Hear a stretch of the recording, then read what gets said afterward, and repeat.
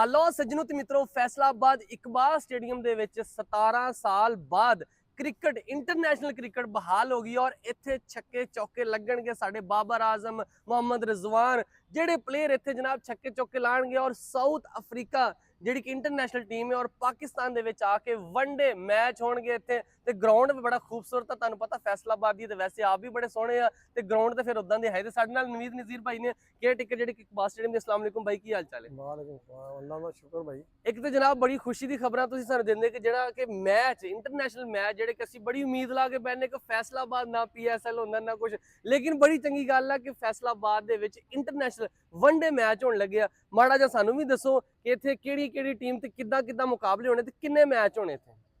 बिस्मिल्लाह रहमान रहीम। सब तो पहले तो ये है कि चेयरमैन PCB मोहसिन नकवी साहब का बड़ा शुक्रिया अदा करना चाह रहे हैं उन्होंने टीम का, और अपने डिप्टी कमिश्नर नदीम नासर साहब जिनकी बहुत ज़्यादा एफर्ट है फैसलाबाद अवाम के लिए कि यहाँ पे इंटरनेशनल लेके आए। तो अब 3 मैच है यहाँ पे जो कि 4 तरीक ਨੂੰ है, 6 तरीक ਨੂੰ, 8 नवंबर ਨੂੰ। ठीक है। ਤੇ ਸਾਰੀਆਂ ਤਿਆਰੀਆਂ ਮੁਕੰਮਲ ਆ ਸਾਡੀਆਂ, ਸਿਰਫ ਰੰਗ ਰੋਗਨ ਰਹਿ ਗਿਆ, ਬਾਰਿਸ਼ਾਂ ਹੋ ਰਹੀਆਂ ਉਹਦੀ ਵਜ੍ਹਾ ਨਾਲ ਰੋਕਿਆ ਕੰਮ। ਠੀਕ ਹੈ। ਤੇ ਬਾਕੀ ਗਰਾਊਂਡ ਤੁਹਾਡਾ ਕੈਮਰਾਮੈਨ ਦਿਖਾ ਰਿਹਾ ਬੜੇ ਅੱਛੇ ਤਰੀਕੇ ਨਾਲ, ਗਰਾਊਂਡ ਤਿਆਰ ਹੈਗਾ, ਪਿੱਚਾਂ ਸਾਡੀ ਤਿਆਰ ਹੈਗੀਆਂ। ਠੀਕ ਹੈ। ਤੇ 17 ਸਾਲ ਬਾਅਦ ਕਿਉਂਕਿ 2007 ਚ ਆਈ ਸੀ ਸਾਊਥ ਅਫਰੀਕਾ, ਉਦੋਂ ਹਾਰ ਕੇ ਗਈ ਸੀ ਫੈਸਲਾਬਾਦ ਇਸੇ ਗਰਾਊਂਡ ਦੇ ਵਿੱਚ। ਇਸੇ ਗਰਾਊਂਡ ਦੇ ਵਿੱਚ 2007 ਚ ਮੈਂ ਮੈਚ ਕਰਵਾਇਆ ਸੀ ਉਹਨਾਂ ਦਾ, ਤੇ ਇੱਥੇ ਹਾਰ ਕੇ ਗਈ ਸੀ। ਤੇ ਹੁਣ ਵੀ ਇਨਸ਼ਾਅੱਲਾ ਸਾਡੀ ਪਾਕਿਸਤਾਨ ਦੀ ਟੀਮ ਜਿੱਤੇਗੀ।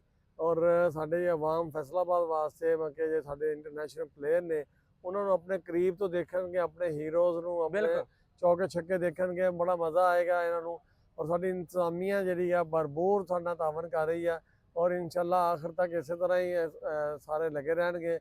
और ये फैसलाबाद की इज्जत और पाकिस्तान की इज्जत। साउथ अफ्रीका जित भी जावे ते सानू फेर भी खुशी है क्योंकि साउथ अफ्रीका साडे मेहमान होने ने ते ਅਸੀਂ मेहमान नवाज बहुत ज्यादा हैगे। फैसलाबाद ਦੀ ਬਹੁਤ ਜ਼ਿਆਦਾ मेहमान नवाज हैगे ਸਾਡੇ ਲੋਕ ਵੀ ਜਿੱਦਣ ਸਾਨੂੰ ਉਹਦਾ ਕੋਈ ਰੋਲਾ ਨਹੀਂ ਹੈਗਾ, ਪਰ ਸਾਡੀ ਇੱਥੇ ਕ੍ਰਿਕਟ ਬਹਾਲ ਹੋਣੀ ਚਾਹੀਦੀ ਹੈ। ਤੇ ਬਾਕੀ ਦੂਸਰਾ ਇਹ ਕਿ ਜਿਹੜੇ ਇਨਕਲੋਜ਼ਰ ਹੈ, ਜਿਸ ਤਰ੍ਹਾਂ ਇੱਥੇ ਸੀਟਾਂ ਲੱਗੀਆਂ, ਜਿਹੜੇ ਬਾਕੀ ਆ ਉਹਨਾਂ ਦੇ ਵਿੱਚ ਵੀ ਸੀਟਾਂ ਲਗਾਉਣ ਦਾ ਕੋਈ ਪਲਾਨ ਕੀਤਾ ਗਿਆ ਵਾ ਜਾਂ ਹਾਲੇ ਤੱਕ ਕੁਝ ਚੱਲ ਰਿਹਾ ਵਾ? ਕੀ ਡਿਸਕਸ ਹੁੰਦੀ ਪਈ?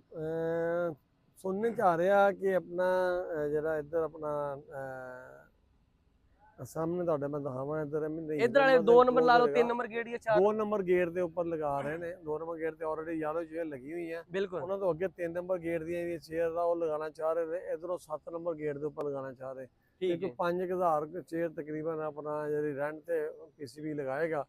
बाकी सारे लोग जेडे आ थल्ले बैठ के मजे लैणगे। आवाम नु खुशी बड़ी होनी ओ थड़े ते बैण भावे बाहर खलोण, मैच उन्होंने वेखना ही वेखना वा। लो जनाब फैसलाबाद वालियां नु ਤੁਹਾਨੂੰ ਪਤਾ ਕਿ ਮੇਰਾ ਵੀ ਇੱਕ ਤਕੀਆ ਕਲਾਮ ਹੈਗਾ ਕਿ 104 ਬੁਖਾਰ ਹੁੰਦਾ ਤੇ ਜਿਹੜਾ ਕ੍ਰਿਕਟ ਦਾ ਬੁਖਾਰ ਸਾਡੇ ਫੈਸਲਾਬਾਦ ਵਾਲਿਆਂ ਨੂੰ ਆ ਉਹ ਤੇ 104 ਤੋਂ ਵੀ ਉੱਪਰ ਚਲੇ ਜਾਂਦਾ। ਬਿਲਕੁਲ ਤੇ ਫੁੱਲ ਭਰਿਆ ਹੋਏਗਾ ਇਨਸ਼ਾਅੱਲਾ ਤਾਲਾ।